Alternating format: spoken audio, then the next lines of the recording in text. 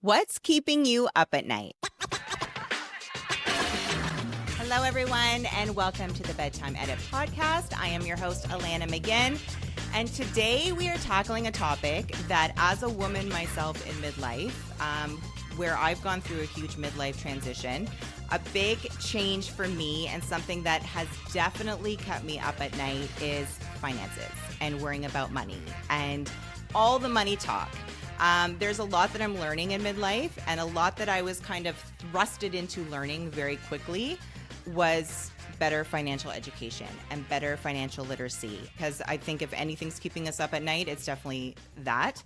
But I want to just start with the basics and what women in midlife really need to understand about their finances, what they need to look at. Retirement isn't that far away, what they need to look at for long term. We're also going through kids in university, caregiving. We're going through career changes, relationship changes, all the things. So I have two ladies on with me today to talk about this topic with me. The first is Daniela Degasperis. She is CEO of DDM Group. Hello, Daniela. So great to meet you. Thanks for coming on. Nice to meet you as well, and thank you for having me. And next is Erica M., a DDM client. She started as a client a year ago.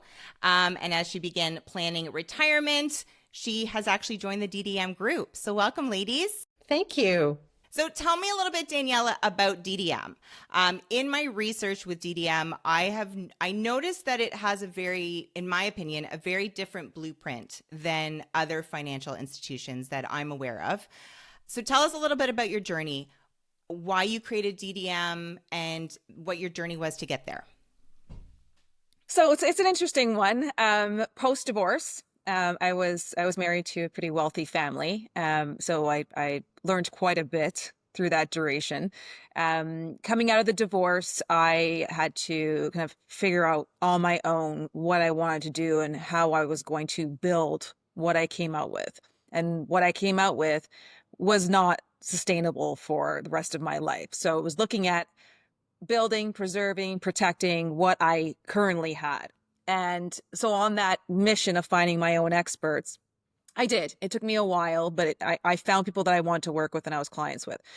My aha moment where DDM Group was formed was realizing that as I had all these experts in place and I had a lot of tools and strategies that I had put into place, given what I had learned, the problem was the oversight of all of these tools and strategies that I was putting in place. And it was the fear for myself of not knowing what I didn't know.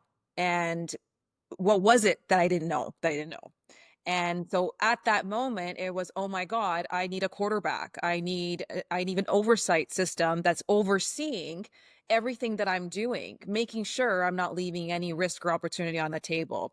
So that concept where it's kind of a management quarterback illusion, when I went looking for that, it didn't exist. So most wealth management firms, even family offices, are centered around asset management.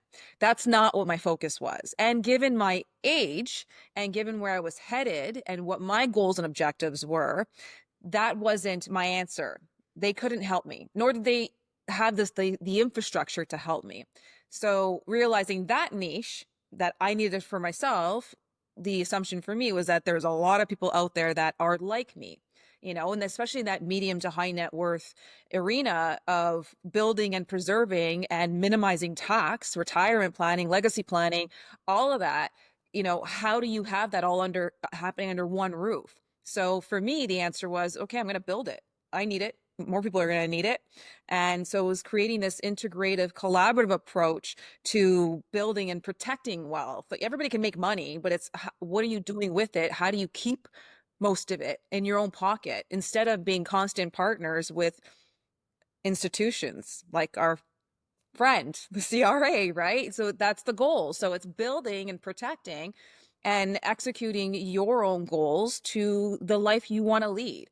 The freedom to make the choices of how you want to live your life, so the blueprint you're speaking of is goal-based, right? It's objective and goal-based blueprint plans for every person, because every person's different. All three of us in this panel have different goals, have different ideas, are coming from different places, are in different jobs, have different family dynamics, different stages of life. Our three retirements could look completely different to each other. So it's looking at that. Who are you? What do you want? And how do you want to live? What does that look like to you? So that's how we build the blueprint with the client from the onset. One thing I noticed was that you have something called lifestyle consultants, I thought, which was very cool, because you definitely have to factor in your lifestyle to how you are preserving your money and your future wealth down the road. Erica, as a client, talk to us a little bit. So talk to us a little bit how you came to be a DDM client. I will just say one thing as your friend.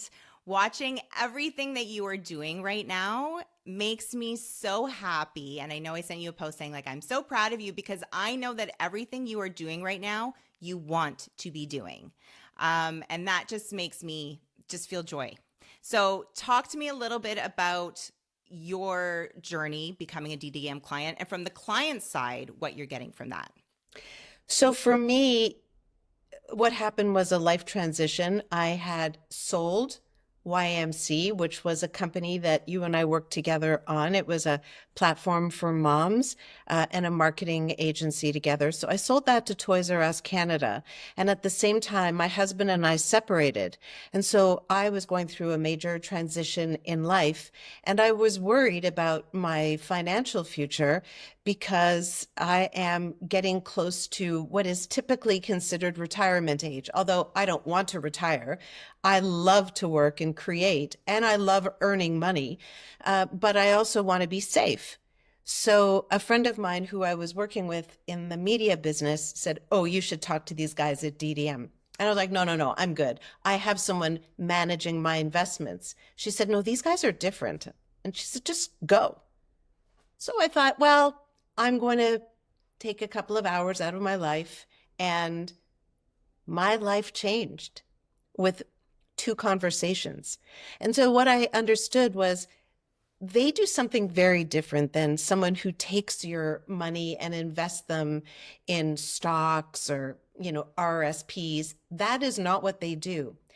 What they do is they look at everything you own and owe, and they see where you are financially at risk and where there are opportunities for you to grow your wealth. So protect and grow your wealth. And then we had these conversations. After they took me in for a consultation, they came back with, let's call it a report. And they said, here's where we think you're at risk. You're over-indexed here, and you're not taking advantage of certain tax advantages that are super easy to implement.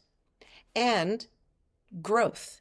If you do this strategy, you will start earning income without having to work. So you will start building an income that you can't outlive just by the way that you manage your money. Of course, that sounded good. Sign me but up. To be honest, I will be transparent, because my now boss is sitting looking at me. I want to hear about that too. So yeah. Once I got this report and they explained it to me, can I swear, I had no fucking idea what they were talking about. I was like, what are you talking about? The Smith maneuver? Like, what the hell are you talking? Are you guys nuts? Like, who are you guys? And then I would Google every time I'd have a conversation. I'd go, oh, a little known strategy used by high net worth individuals. And that became sort of a constant of all the strategies I had never heard of that sounded like weird, because I'd never heard of them before. But that's because I was traveling in the wrong circles. Now I was in the right circles. I feel like there are so many secrets that those in the 1% have access to. That's why the wealthy stay wealthy, because they know all these. They're not tricks, they're just strategies. And that's what Daniela said. I'm going to bring those strategies that the rich family that I came from use to people like you and I, Alanna, who own businesses and who have corporations. And CRA keeps on taking money from us because we're not doing it properly. And so it took me 6 months. This is where I laugh because when I finally pulled the trigger, they said to me, you just lost 6 months of money, right? Because you delayed. But I had to be comfortable when you're handing over your savings. And in fact, I don't hand it over. They don't touch your money ever. They just direct where it should go, just to be clear. And then we started to get to know each other, and Daniela was very impressed with the fact that I was able to question her like mad. I don't understand this. I don't understand this. Talk to me like I'm 5. And I wasn't embarrassed to say, I don't understand. And the problem is so many, mostly women, are so embarrassed to say they don't know, even though where the hell would they have learned this information anyway, that people are frozen. And Daniela said to me, can you come and work with me and tell the DDM story so women and men understand what it is that we do and make it easier to understand, relatable. And so that's what I'm trying to do. So first I became a client, and I was ironically able to sleep at night because I felt safe. I felt like my finances are secure, and I trust this team. You know why I trust them? Because I lived with them in Mexico this year for 2 months. I saw that. And I was privy to all the behind the scenes conversations. And I saw how they fight for their clients, because depending on what strategies they're using, sometimes you need to really step it up. And I just fell in love with these guys. And so Daniela, I've finished talking. Now you're going to explain really, because I still have no clue really what they do. So Well, That's not true. Going to what you said though about Daniela explaining it to you like you're a 5-year-old, and the embarrassment that many women feel. So speaking about me for a little bit, because my question is, what are some common I guess roadblocks that you're seeing for women in their 40s, 50s, and 60s with their financials? I know for me, I also went through separation. I think, separation club, divorce, first wives club right here. Just to give you some backstory, my ex was a financial planner. So he always handled our finances, and that's no fault to him and no fault to me. That is just how our marriage worked. Right. I put more fault on myself actually now. So when I was kind of thrown into divorce, and as both of you know, you're learning so much about everything in that stage. I also had to do I had to have huge education on financial education, even being a business owner. I mean, I was a successful business owner. I am a successful business owner. And there was still so much that my lawyer was throwing at me in terms of terms and information I needed to know. And my dad would always come with me to my lawyer meetings. And I remember just in tears, I was embarrassed. I was embarrassed that I didn't know that information. And my dad knew this because he knows me so well. And he would just sit me in his car, and I'm not going to cry on this episode. And he would just explain everything to me like a 5-year-old. So I would understand it. And I vowed at that moment, like, I will never be put in that position again of not knowing my own finances and what was going on. Is this something, I guess, a common occurrence that you see in women in their 40s, 50s, and 60s? Yeah, so you touched on a few things there. First of all, don't even beat yourself on the head about anything you just said. Because first of all, we are not set up in a system to be financially literate. And that's done on purpose. So there's a reason why it's not in schools, a reason why it's not out there. We're not made to. And as women, there's so much shame around that. And everywhere you look, from the beauty side to the financial side, we're not set up to be secure. We're not set up to be astute in all these areas. We're set up to be the subordinate and, not ask questions and just, take what you get, right? Oh my God, Daniela, I love you so much. I'm so happy you said that, because you're right. Like, we are set up women to be off balance. I mean, even the fact that we have to wear heels everywhere, we're off balance. Sorry, Daniela, continue, Okay. but I just think it's such an important point. It is.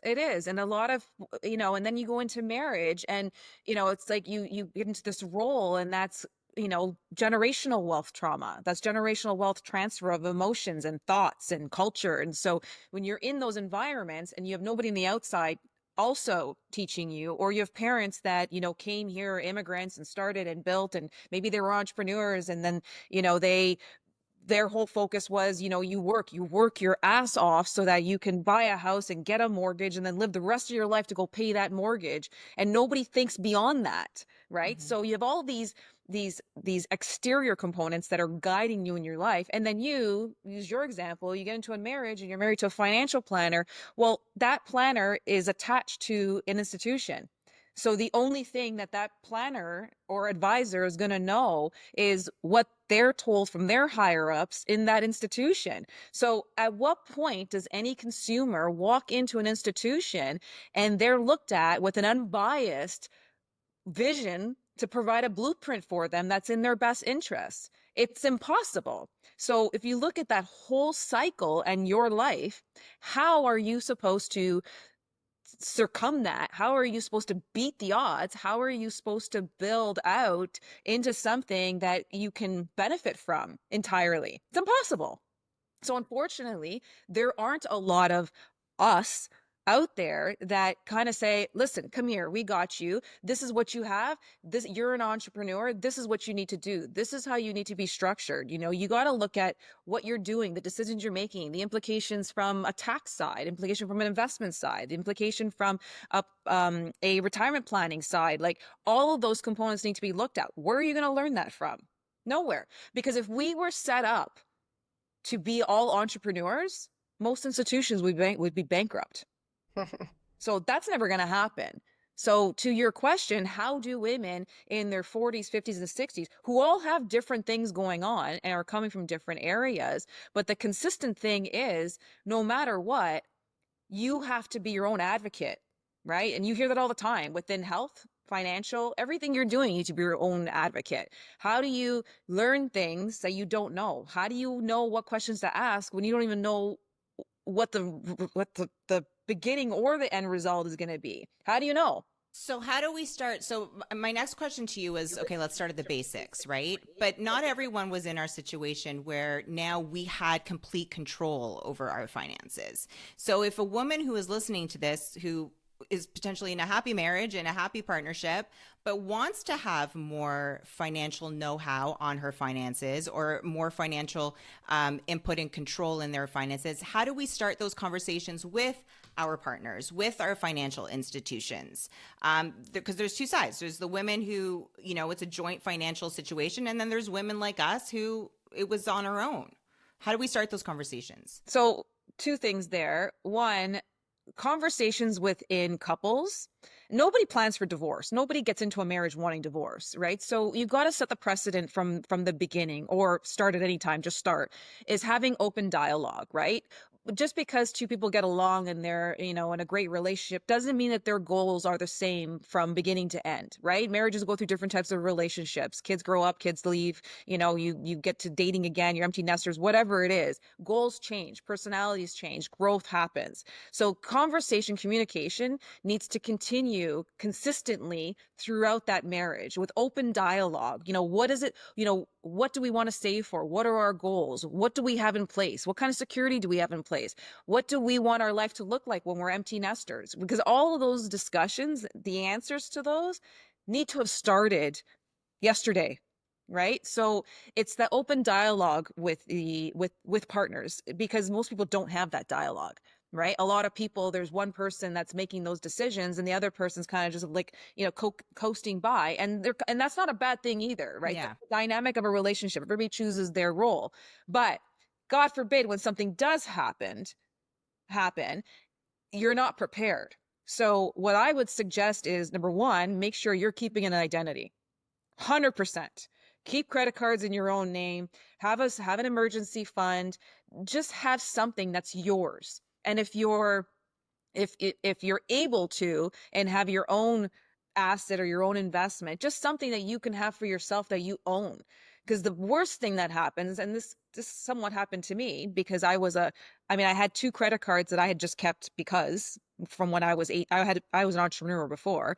So I had some things going on prior to, but I signed up for the role of housewife. And so, years later, you get out, well, no one's going to approve me for a mortgage because it didn't matter if I had money in a bank account from a settlement. I still didn't have a footprint that I was making an income, so I wouldn't have got a mortgage.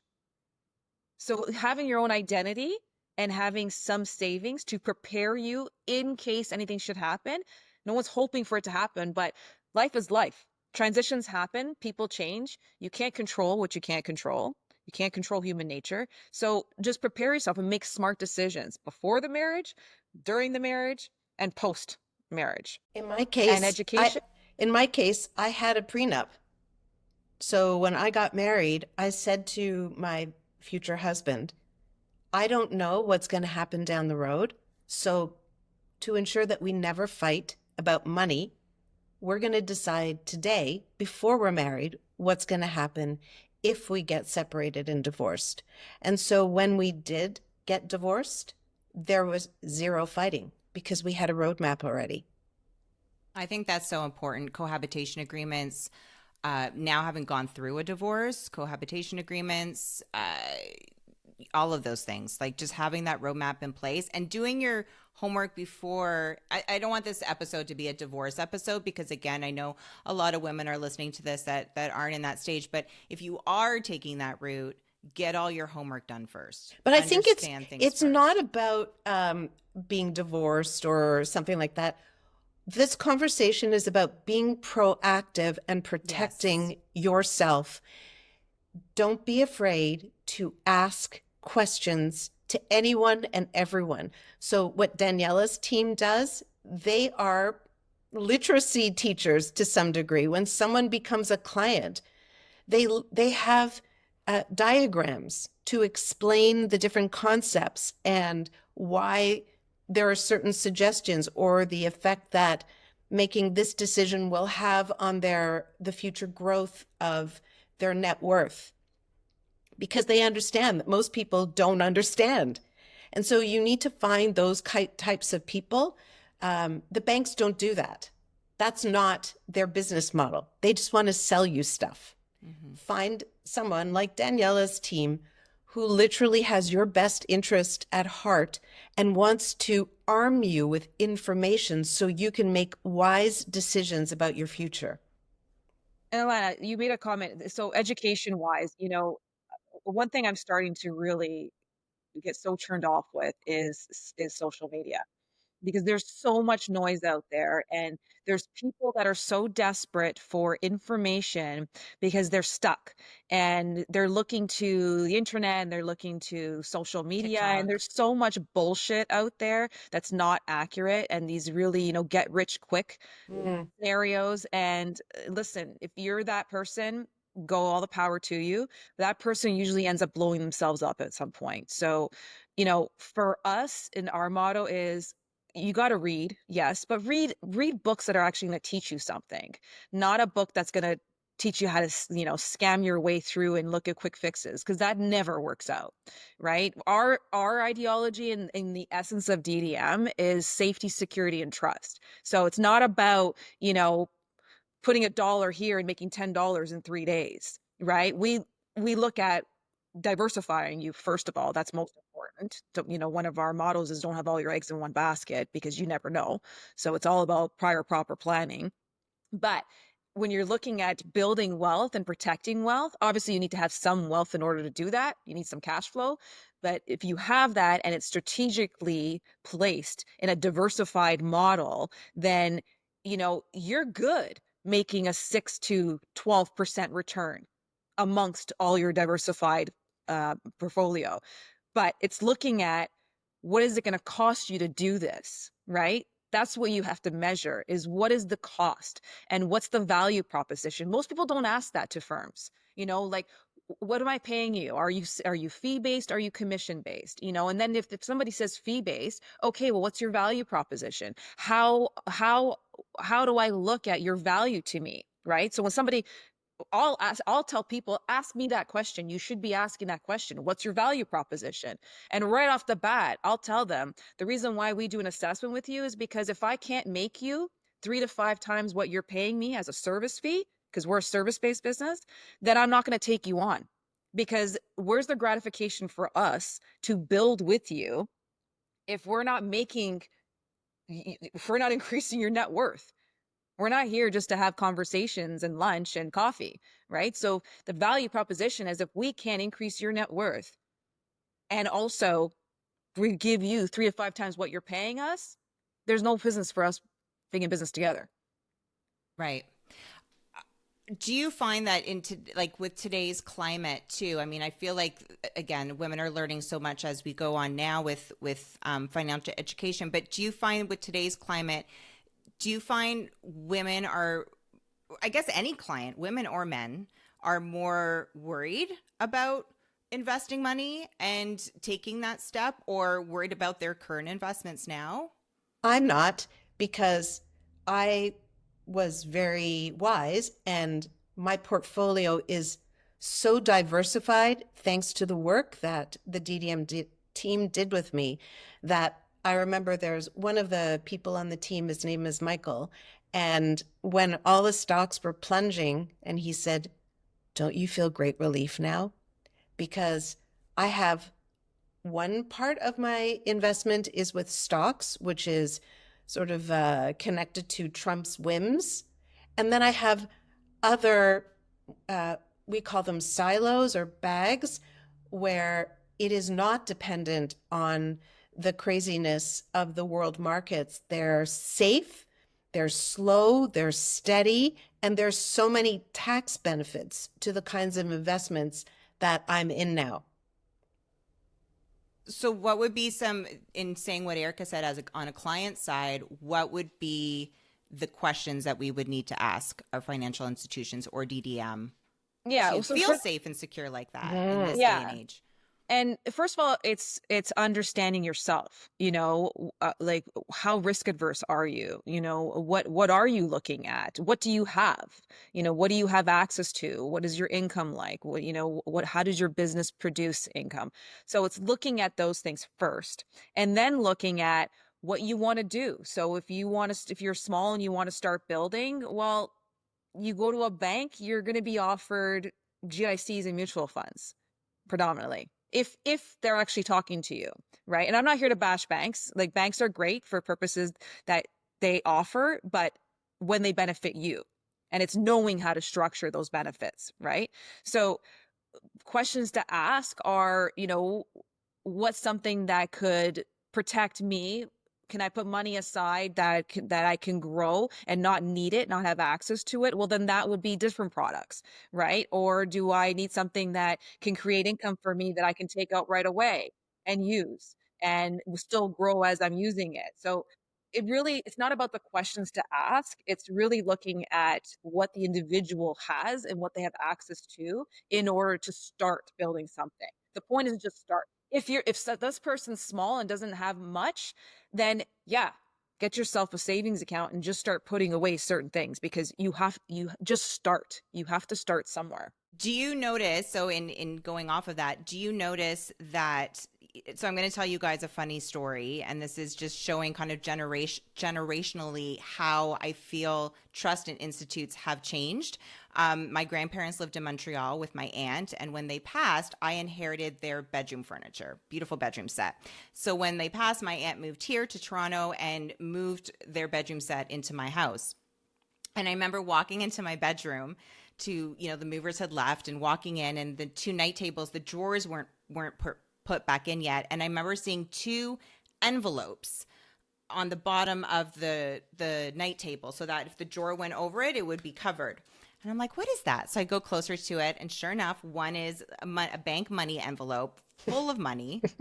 And the other, Nice. and this was my grandmother's night table, the other was a shoulder pad that had been cut and restitched. And I'm like, well, that's weird. And I'm moving it around. I'm like, there's money inside here. So she has stuffed her money in the shoulder pad. And no one knew until the furniture was moved. I'm not going to tell you how much money was in there, but it was a lot of money that was in there. Oh, that's brilliant. Right? And we laugh about it to this day. Like, the people who bought their house must have found so much, between her and my grandfather, must have found so much money Oh my God. tucked in every corner of that house because they didn't trust the banks. Yeah. Obviously.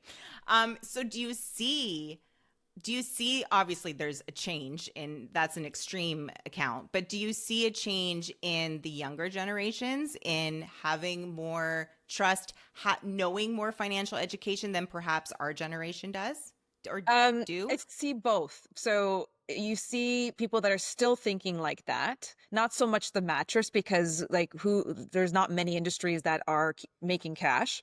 So it's not so much the mattress thing anymore. But what we do see, and I think a lot of people see this, you can tell just by what's happening in the economy and with the financial industry, with these new banks, these no-fee banks coming up, right? So you see the millennials, call it, and younger, where they understand that the banks are fleecing you. And actually there's a really good book out now that teaches everybody what banks are actually doing. It's called Fleeced. But anyways, we'll put that in the show notes. Yeah. And so a lot of these younger generation are not trusting banks at all. They're seeing kind of right through it. They may not truly understand what it actually means, but it just means that they don't want to pay any fees. They're a fee adverse group. So they're looking at, these no fee banking, like Coho, and there's a few other ones. And what they're not realizing is they're do-it-yourselfers. They're not making anything. These are the Bitcoin lovers and all that, but they're not really building wealth for themselves. They're definitely not protecting themselves. They don't know how. So with that old adage way, it's just a modernized version of it, but they're still not in a great position. Yeah, they may make $1 million, today, but there's no future growth there or protection. They don't know how to preserve. And this whole do-it-yourself thing, I mean, there are some rare savvy people out there that have done really well and are growing themselves. And then if they're good at estate planning and they have the right team in place, then fantastic. But most people don't have that and don't have that level of education. So it's kind of coming back again, just in a different way. Well, it right? happened just a few weeks ago when Trump blew up the world with the tariffs, and the DDM team was barraged with people saying, well, I'm ready to talk now. I'm ready to talk now, because they understood, because they didn't have a plan in place, their finances got smashed. And it was an example of why you need to be diversified and why you need to understand the different opportunities available to you as a consumer, which someone like DDM would offer. There's other people who could do that as well, but a bank won't do that because they need to sell their products. Yeah. And, at the end of the day, there's a lot of great experts out there, right? Mm-hmm. I work with a ton of them, even outside of DDM Group, because we have internal partners, we have external partners. There's a lot of great individual experts out there, right? It's not saying that DDM has the best people ever. I mean, we have great. I do love that about your business, though, and sorry to cut you off, but I did notice that in doing my research is how you draw from so many different experts, not just within DDM, but outside as well. Mm-hmm. Yeah. Yeah, right. Noting. Because like I said, everyone's different and everyone has different needs, right? And so it's not to say that there's not a lot of great experts out there. We have a lot of clients who work with some great experts. The problem is it's not a overarching holistic overview. So nobody has every expert underneath their umbrella. Nobody. No client I've not met yet, and we have a lot that come to the table that have everybody they need, right? From estate planning, tax strategists, bookkeeping, even basics of bookkeeping, tax lawyers, estate planners. Like, there's a lot of misconceptions out there. Like, some people have great accountants, but one thing most people don't know is that accountants are not tax planners. You'd No, assume they're they not. I are. will say though, my accountant was more beneficial to me during my divorce than my lawyer was. Yeah. I will say Well, that. the Shout out to lawyers, my accountant. lawyers, the only benefit lawyers have is, preparing themselves to look good, right? The whole divorce game, it's a game. It's a lawyer's game, right? And, and I help a lot of women that are going through that transition. And it's like, listen, law is law. You got to take the emotion out of it, right? Because there's a lot that comes into that and a lot of the fight. And at the end of the day, we all know the lawyers love the billables, right? So it's, They sure do.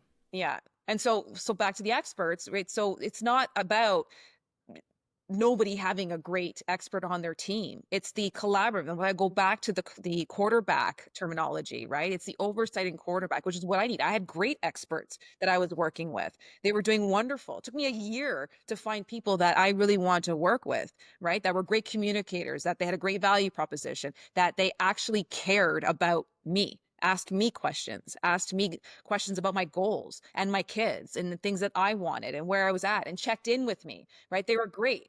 And it's not that I didn't trust them, but I still had that fear that I may have been missing things. And there was things missed because it's impossible. How can your accountant know what you're doing with your insurance advisor or your estate lawyer? They don't even know each other, right? So a lot of those people that I was clients of are actually rolled under DDM Group as well, because I did really truly value the work that they do. So we have clients that have their own people, but we're their communicator, right? That's the most important part. I sometimes say we're the best marriage you're going to have, because communication is we strive for communication excellence, because that's where everything starts and ends with, right? So there's nothing's missed. And that's where the oversight comes in. Yeah. So there's so many different things I want to talk about. And again, I want to have you on for specific topics as well. But to end it, because this is for our midlife women that are listening, I'm going to start. I want a client's perspective and the CEO perspective. So Eric, I'll start with you. As a woman in midlife, who you're a little ahead of the game with me. You have, Jesse's at school. My eldest is going to school next year. So I have a kid in university. I have aging parents. I have, just gone through a major life transition. From the client side, or just from a woman who's doing it in the journey right now, what would be your number one tip for anyone listening now, for a woman now where she's like, okay, I need to get hold of my finances and have a little bit more understanding of them? What would be your number one tip for them? Well, it's to do what I did and just face your fear and start conversations that you are so out of your depth potentially, and to understand that you're not alone. That's common. Everybody feels like that. In fact, in the newsletter that's being sent out this week, we actually made a little video about that, because Sarah, who is the person who you usually are she's sort of like the front door person who gets to know our new clients. And she said, like, almost 90% of the people that she speaks to, people who are super wealthy to people who don't have a lot of money, they all are so uncomfortable talking about money. For some reason, why do you think that is? I don't know why it is, but because I am now aware of it. The way the country is set up. So I talk about it all the time.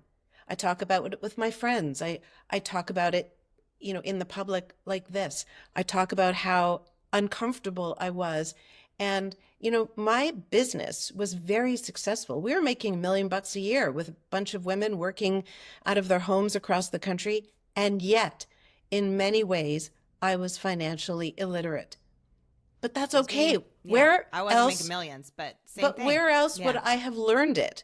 Yeah. I didn't learn it anywhere. And so I am very proud of myself that now I do a lot of the content for DDM, and I understand the concepts behind many of the strategies that they offer their clients. I actually understand them, but that's only because it's a year and a half, and I kept on asking questions, even though they may have thought that I was not smart.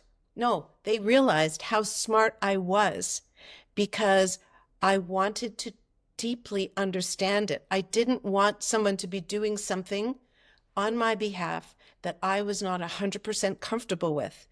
So it was a combination of me asking these people over and over again and Googling it and seeing Yeah. if the answers lined up. And then I felt comfortable. And then I said, okay, go ahead and do those kinds of strategies for me. I'm okay with it. So if there's one thing that I want people to do, I want women to stop depending on the men in their lives to take care of their finances. There is no way that their man knows that much about finance. No one does. Say So that louder. there is no way that the man in your life is as knowledgeable as he needs to be in order to protect your net worth and grow it. You need to be a warrior in this way. Take the initiative, start making phone calls, asking uncomfortable questions, and saying, I didn't understand that. Can you explain that to me again? That is huge because I do think a lot of the uncomfort comes from what I felt, that embarrassment of not knowing, not wanting to look like an idiot, all of that. So I love everything that you just said. Absolutely. Yeah, and that's all true. Daniela. 100% all true. And I'll point something else out there, and all of this all stems from our system, right? It's controlled from the top, and it's government, and so it's purposely done. What I will say another problem is you have a lot of people who are entrepreneurs who are not functioning strategically. And the reason why is a lot of entrepreneurs, small business owners, don't have the business acumen to run a business. And it doesn't really have anything to do with intelligence, right? Most small business owners started their business because they were the worker in another arena, right? I use a restaurant example all the time. Chef in a restaurant, popular restaurant. Everyone's coming because the food's fantastic and the environment is fantastic. It's a gorgeous restaurant. It's booming. Chef says, "Oh my God, like why am I here making the owner millions of dollars every year when I can do for myself? They're all coming for me. They're all coming for my food. Oh, thanks, chef. Chef, food's dinner. Oh, this is great, chef. See you next week, chef." Chef is all, I should do this myself. Chef leaves, quits, goes, opens up his own restaurants, gets some VCs to help him build a beautiful place. People are coming. Oh, chef opened up a new restaurant. Let's go, let's go. And then, it may last 1, 2, 3, but it's that 5-year mark, the cliche of that, that's the teetering point if you make it or break it. And the reason why most break is because they were the technician initially in that role of the restaurant.